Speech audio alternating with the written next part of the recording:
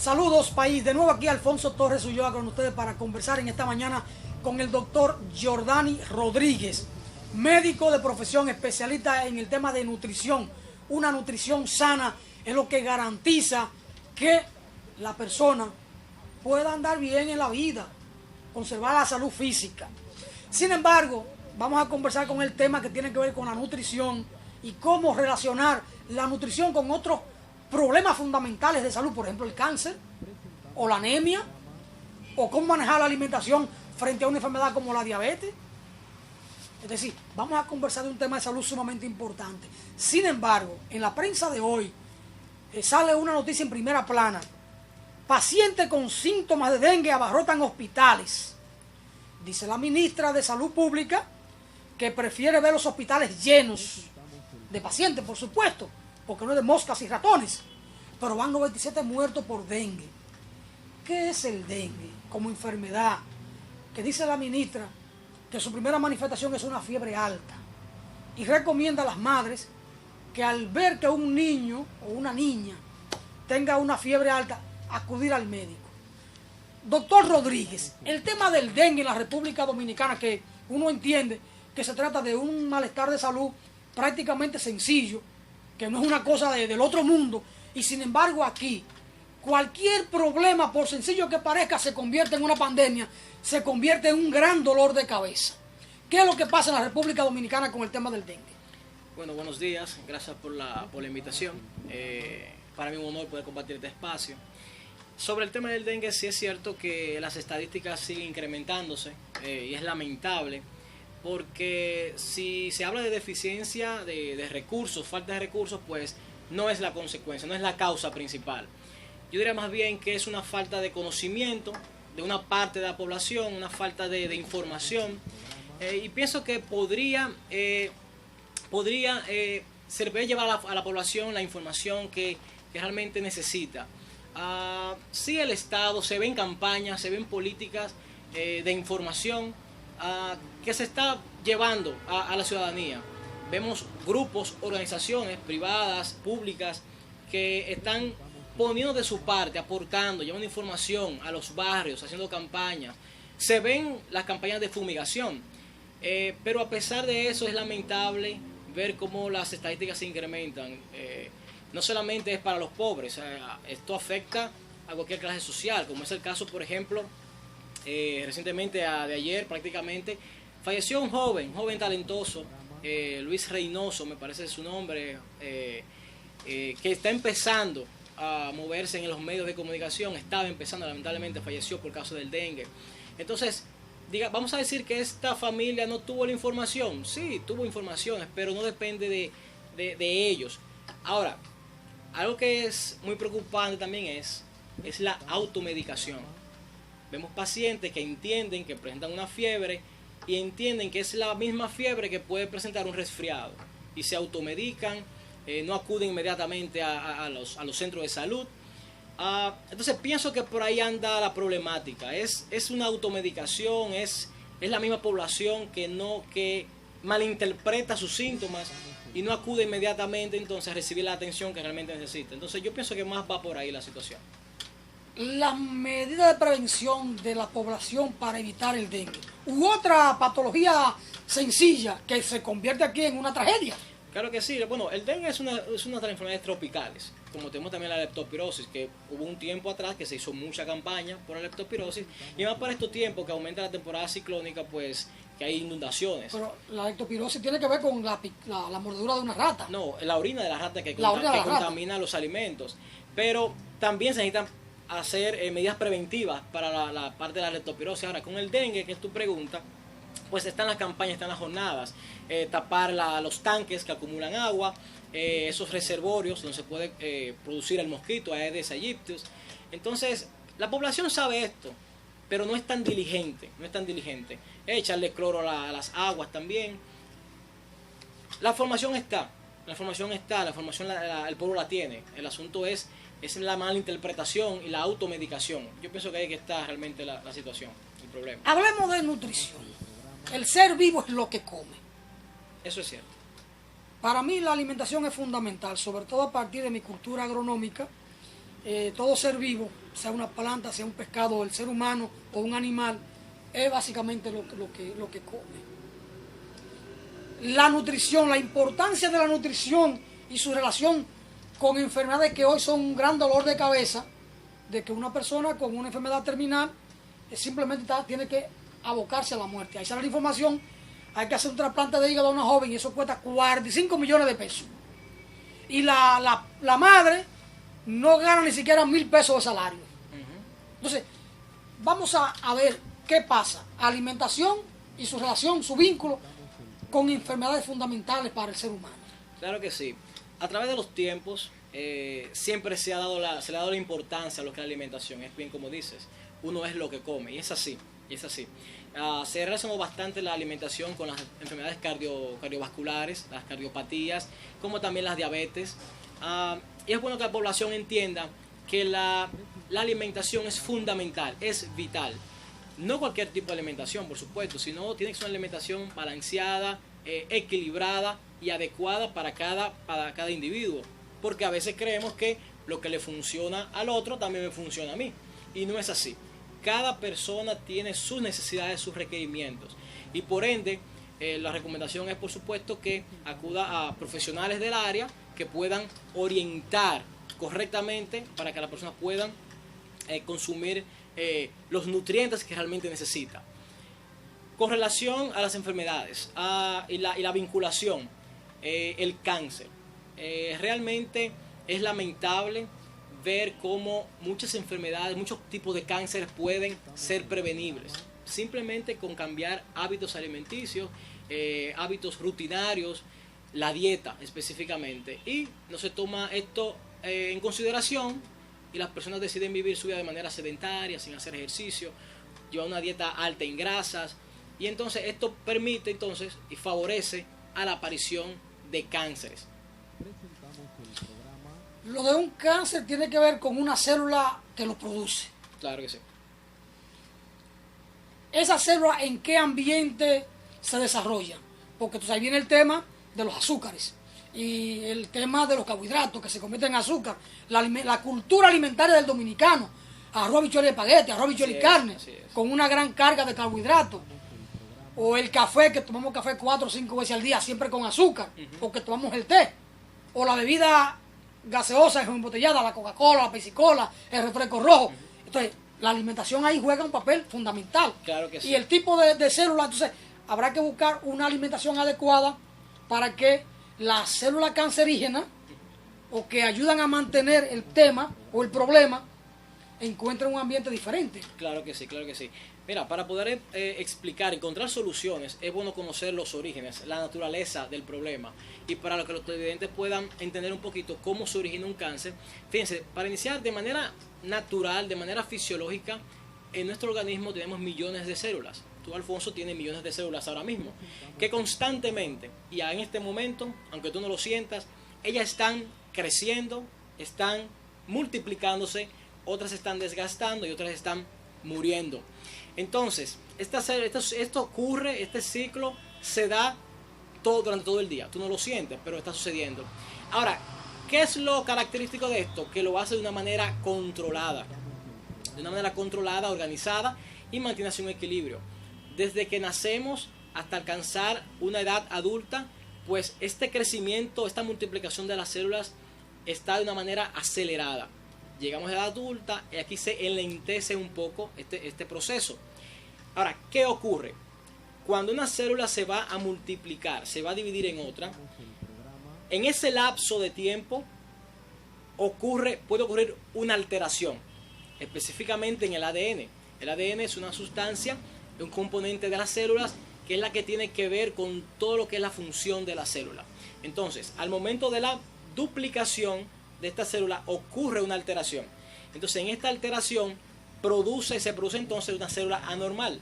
Entonces, este conjunto de células anormales se siguen multiplicando de una manera descontrolada, que es lo característico del cáncer. Un crecimiento descontrolado que puede invadir otros tejidos en el cuerpo, formando tumores, y con lo que conocemos como metástasis, que es una de las palabritas que realmente produce temor. Cuando se habla de metástasis, la gente se asusta, porque entiende que la metástasis es una etapa, se muestra en las etapas finales de los cánceres y la persona tiene Hay un desbordamiento de las células que ocupan todo el cuerpo. Específicamente en metástasis. Invaden el cuerpo. Exactamente, lo invade a través del sistema linfático, del sistema sanguíneo. Esto ocurre esta característica de los cánceres malignos. Los tumores benignos pues no tienen esta característica. Entonces es importante conocer esto porque así entendemos cómo funcionan los cánceres, a qué velocidad puede un cáncer desplazarse. Claro, tú no puedes controlar, ni los médicos pueden controlar con ciertos medicamentos la velocidad de que un cáncer pueda crecer, pero ahí donde entramos nosotros con relación a la nutrición, donde sí se ha evidenciado cómo un cierto tipo de dieta puede favorecer a el crecimiento de un cáncer, enlentecerlo. Vamos a ver una cosa. En agronomía, nosotros que estudiamos el suelo que es el hábitat de las plantas, hablamos de un pH ácido, de un pH alcalino. Correcto. Y entonces en función del pH del suelo, uno va a disponer qué cultivo sembrar. Okay. ¿Cuál cultivo soporta o requiere un pH ácido o cuál requiere un suelo con un pH alcalino? Entonces en función de eso uno va a tener la siembra de un cultivo o de otro. En el caso de la célula, la maligna o la que pueden provocar el cáncer, ¿qué tipo de pH en el cuerpo? Porque uno asume que en el cuerpo también hay un determinado pH, o ácido o alcalino. Correcto. Y que tiene su característica. ¿En qué tipo de pH en el cuerpo humano la célula cancerígena prospera más? Sí, fíjense. ¿Y cómo actuar desde la alimentación para variar ese pH? Y entonces con la alimentación favorecer la salud y evitar o defenderse frente al cáncer. Sí, correcto. Se habla mucho de la dieta alcalina, porque tiene cierta lógica. Cuando hablamos y sabemos de que las células cancerígenas les favorece a ellos un medio ácido. Entonces se busca ¿qué es lo que se busca? Contrarrestar este medio ácido usando dieta alcalina. La famosa dieta alcalina es basada en frutas y verduras. Ahora bien, esto hay que tenerlo bien claro. El pH por sí mismo no es capaz de modificar el pH sanguíneo y mucho menos modificar la conducta de las células cancerígenas. O sea, el pH por sí mismo no es capaz de esto. Ahora, como se ha dicho, se ha demostrado, una dieta rica en frutas y verduras, que es alcalino, por supuesto, tiene ya otras implicaciones, porque sabemos que la fruta y la verdura están cargadas, son ricas en vitaminas y antioxidantes y fitoquímicos que sí van a ayudar a promover, a enlentecer el crecimiento, o sea, no permite que avance la célula maligna. Las células malignas. Una pregunta cortita ahí. ¿En qué pH las células malignas se desarrollan? Tiene que ser ácido. Ácido. Un medio ácido. Entonces hay que procurar un medio alcalino en términos del pH del organismo. Correcto. Alcalino. Correcto. ¿Cuáles alimentos llevan a un pH ácido en el cuerpo? Por ejemplo, las carnes rojas, las carnes que son alimentos que necesitan ser más procesados internamente, necesitan más combustión. Estos alimentos realmente necesitan mucho ácido para poder ser absorbidos. Es bueno evitar consumir carnes rojas. Oh, por supuesto. La recomendación. ¿Qué otro alimento lleva a ese pH alcalino? Por ejemplo, también los hábitos tóxicos, tabaco, alcohol, porque sabemos que más nuestra cultura dominicana, aquí se habla de la estadística de que el consumo de alcohol aquí es bien alto comparado con otros países. Y vemos personas que no comen nada durante el día y prefieren tomar alcohol. Pero básicamente las carnes, los alimentos ricos en proteína, una dieta basada solamente en proteína te lleva a promover más el medio ácido en tu cuerpo, por el asunto de la combustión interna, por el asunto de la oxidación también.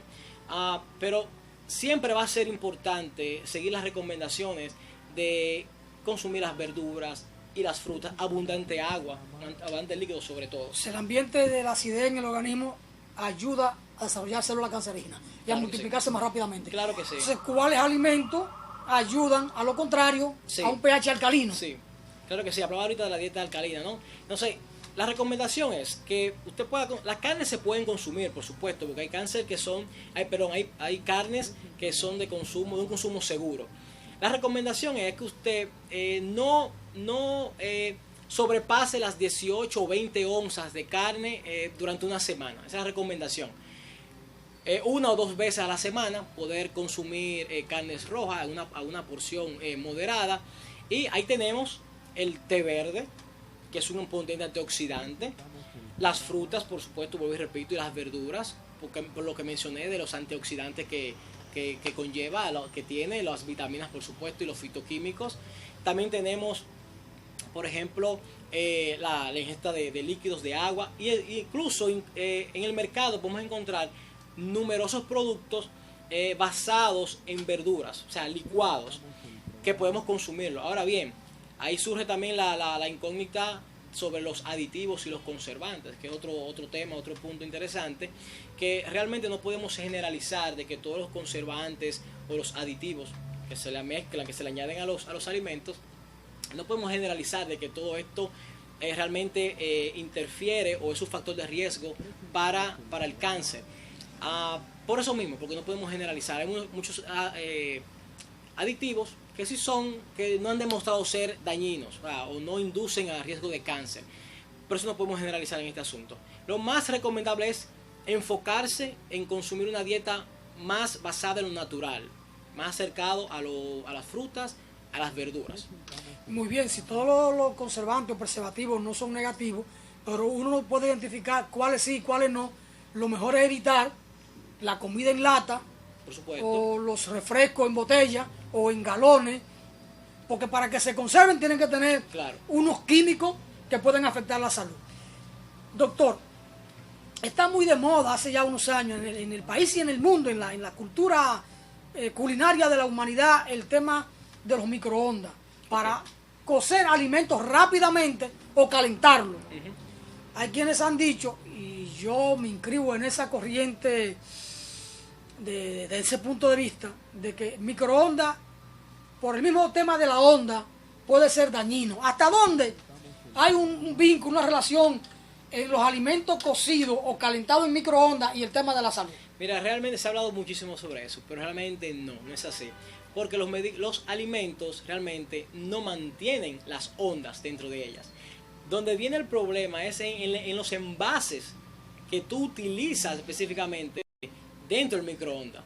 Por eso es recomendable utilizar envases que sean de cristales o ciertas porcelanas, o hay ciertos plásticos que son específicamente para los microondas. Pero cualquier tipo de envase plástico que tú utilices, de los más comunes, pues pueden desprender ciertas partículas que tienen esos envases. Pero realmente las ondas no se quedan impregnadas en los alimentos. O sea que realmente es un mito, realmente. Yo he pensado siempre que sí, que las ondas son dañinas. No solo del microondas como tal, con el tema de los alimentos, sino incluso con el tema del celular, con el tema de la televisión. Ver una pantalla durante mucho tiempo y de cerca, como hacen los niños y las niñas hoy. El tema de las computadoras. Para mí, que ahí hay un problema. Yo prefiero alejarme lo más que pueda del teléfono y de televisión, de computadora y estas cosas. Aunque la humanidad y sobre todo la juventud es como adicta hoy a estos artefactos. Sí, se entiende. Pero fíjate algo, en relación a la manera también de cocinar los alimentos, también es importante tener en cuenta que los alimentos que son cocinados a altas temperaturas también se ha demostrado, incluso estudios en Europa, en Estados Unidos, han demostrado que hay ciertos alimentos que cocinados a altas temperaturas superior a los 120 grados Celsius pueden desprender ciertas sustancias químicas que así se relacionan con el cáncer. ¿El alimento o el fuego? El alimento. ¿O la alta temperatura? No, en el alimento. Por ejemplo, la asparganina es un aminoácido, es una parte esencial de algunas proteínas que se encuentra en algunas frutas y verduras, específicamente más verduras. Y cuando estas verduras entonces son sometidas entonces a una alta temperatura, convierte y aparece acrilamina, que es una sustancia química, fíjense, que es utilizada en centros industriales, para procesos industriales como para la creación de papel, de tintes. Se utiliza también en aguas residuales, en el proceso de agua potable. Entonces ese proceso en los alcantarillados también se utiliza. También se utiliza para producir productos de consumo masivo, por ejemplo como las masillas, sellantes. O sea, una sustancia química. Poner los niños a bregar con masillas que puede tener su consecuencia entonces. Bueno, todo depende. Todo depende. Hay que ver, claro, por medio de la piel se puede absorber muchísimas cosas. Ahora, una masilla, supone que su niño está jugando con masillas en sucia, lo correcto es pues lavar las manos al niño, ¿no? Para que no quede con esa, no solamente masillas, sino también las pinturas. Y no dejarlo mucho tiempo con la masilla. Sabemos que las pinturas tienen una alta concentración de plomo. ¿Usted sabe? Pero básicamente lo que quería decir, específicamente con el tema de la manera de cocinar, es más preferible entonces que también evitemos, por ejemplo, las carnes a la parrilla. Cuando tú cocinas una carne a la parrilla que produce un carbón, se queman, produce un carboncillo, sí se ha demostrado que ese carboncillo puede ser cancerígeno. Entonces, es mejor evitar freír los alimentos. En los estudios que te mencionaba ahorita, estudios europeos y estadounidenses, ellos encontraron que, por ejemplo, en las papas hay un alto nivel de acrilamida cuando son sometidas a alta temperatura. Por ejemplo, las French fries o papas francesas o papas fritas, como son sometidas a alto calor, entonces estas desprenden esta sustancia química. Muy bien. Hay muchas cosas en esto. Alimentos cocidos a alta temperatura pueden tener alguna implicación, algún impacto negativo en la salud. Y entonces nuestras amas de casa que usan la olla de presión, que esto es una temperatura altísima, que en media hora unas habichuelas, unos frijoles están blanditos. Claro. Entonces no es recomendable usar la olla de presión. Bueno, lo primero es lo siguiente, no son todos los alimentos que pueden desprender sustancia. Desprender sustancia, por supuesto. Mencioné la papa porque es uno de los que más se ha estudiado y de las que más contienen este tipo de sustancia. Entonces lo recomendable es que puedan hervir, pueden hornear también, pero por ejemplo, un tips para cocinar las papas, lo mejor es hervirlas primero. Darle color primero, como se dice, darle color primero hirviéndolas y luego la lleva el proceso de freírla, llevarla al sartén. Vamos a un tema que me toca a mí, el tema de la agricultura orgánica. Okay. Los llamados alimentos no contaminados o que se utiliza la menor cantidad de agroinsumos para su producción. Alimentos orgánicos y salud. Sí. Se ha hablado desde que se conoció todo esto, los estudios sobre la alimentación orgánica, tiene sus ventajas. Tiene sus ventajas contra los alimentos convencionales. Ahora bien, aunque sí es saludable, aunque sí es bueno, sí es positivo el consumo de los alimentos orgánicos, no se ha vinculado, no se ha visto una gran diferencia con relación al riesgo de cáncer con los alimentos convencionales. O sea, aquellos alimentos convencionales que no son tratados, por supuesto, que son tratados y no son como los orgánicos en su producción, pues no hay una diferencia con relación al riesgo de cáncer. Ahora, con relación al riesgo de adquirir otras enfermedades, sí. De manera personal, te puedo explicar mi experiencia. Estuve un tiempo viviendo en los Estados Unidos, un breve tiempo, y allí mi alimentación se basó en alimentos orgánicos por un tiempo. Regreso al país y mi interés, yo quería continuar consumiendo este tipo de alimentos porque vi mucha mejoría. Era para mí mucho mejor, a nivel de trato digestivo pude sentir mucha mejoría. Mis niveles de alergias se redujeron bastante. Yo sufro de rinitis alérgica y se redujo bastante el yo tener esa posibilidad de poder consumir los alimentos por ese tiempo. Llego acá al país, quería continuar con esa alimentación, pero sabemos que la alimentación con alimentos orgánicos es un poquito costoso realmente. Y al volver de nuevo a la alimentación con los alimentos convencionales, sentí de nuevo la reacción. Entonces, si nos vamos a qué beneficios puede tener la comida orgánica, sí, nos va a traer muchos beneficios. Ahora, con relación al cáncer, no hay estadísticas contundentes que demuestren que limitan o disminuyen el riesgo de cáncer.